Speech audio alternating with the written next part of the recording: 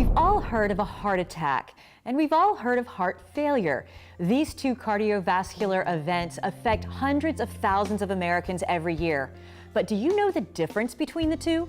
We sat down with cardiologist Dr. Nitza Alvarez at the Tri-County Heart Institute to find out the difference between these two cardiovascular killers.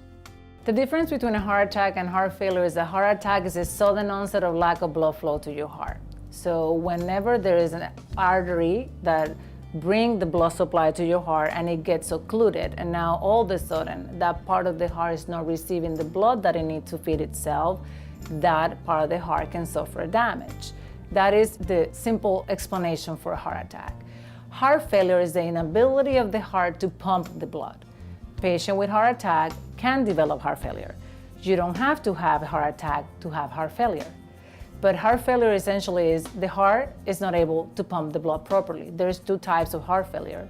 Heart failure that we call systolic heart failure, when your heart is weak. Your doctor tells you, you have a weak heart, your ejection fraction is low. That means that that pump is not able to pump the amount of blood that it needs per minute to be able to supply your body or your organs with the nutrients that it needs. There is a second type of heart failure, which is a diastolic heart failure.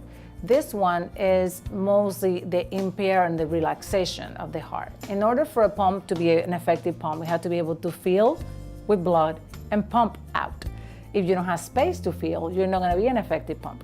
So diastolic heart failure is mostly an ability to relax. When the blood is trying to get from your lungs inside the heart to start circulating out, it finds that there's no space. So the blood goes backwards, for lack of a better term, to your lungs, make you feel short of breath, and the presentation is very similar when it comes to clinical presentation. How do I feel? How do I know that I have heart failure? Then the most typical presentation is I'm short of breath or my legs are swollen, which is a sign of heart failure.